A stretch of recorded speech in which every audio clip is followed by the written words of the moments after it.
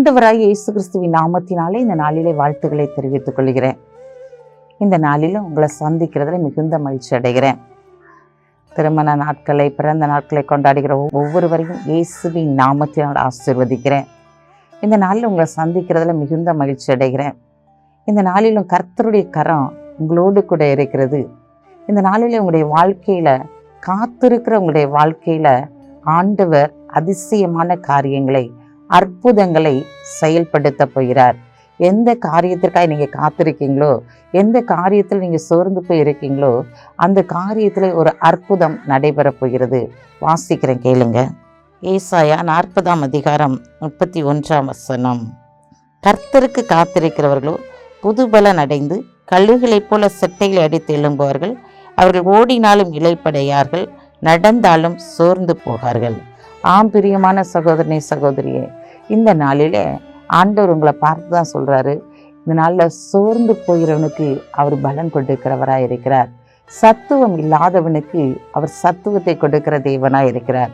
உன்னுடைய வாழ்க்கையில என்னென்ன காரியத்துல சோர்ந்து போயிருக்கிறாயோ அந்த காரியத்திலே ஒரு அற்புதம் நடைபெற போகிறது.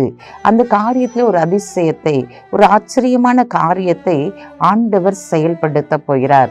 ஆம் பிரியமான சகோதரனே, சகோதரியே, எந்த காரியத்துக்காக நீ காத்திருந்து காத்திருந்து என் கண்கள் பூத்து போய்விட்டது என்று சொல்லுகிறாயோ அந்த காரியத்திலே ஆண்டவர் ஒரு அதிசயத்தை செய்யும்படியாக, அற்புதத்தை செய்யும்படியாய் கடந்து வந்திருக்கிறார். நீ அந்த காரியத்தை நினைச்சு சோர்ந்தே போயிருக்கலாம்.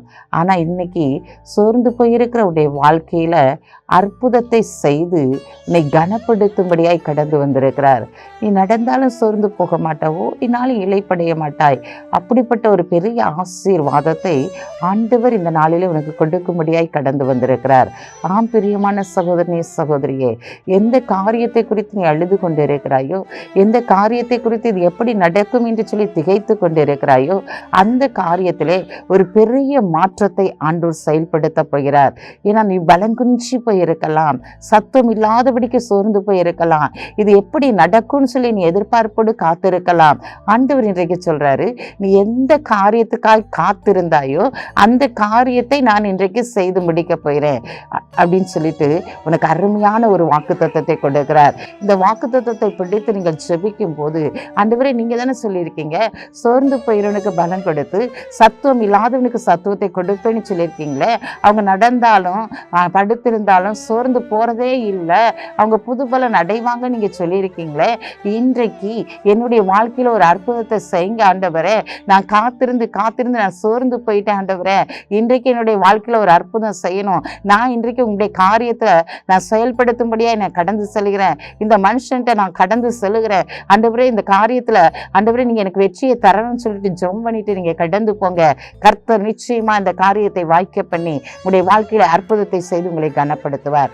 ஏன் கவலைப்படாம சந்தோஷமா மன மகிழ்ச்சியா இந்த நாள்ல கடந்து போங்க. அங்க ஒரு அற்புதத்தை கண்டிப்பாக ஆண்டவர் இந்த நாள்ல உங்களுடைய வாழ்க்கையில செய்து உங்களை கனப்படுத்துவார். கண்களை மூடி ஜெபிப்போமா? அன்புள்ள ஆண்டவரே, இந்த நாளுக்காக உமக்கு நன்றி செலுத்துறையா.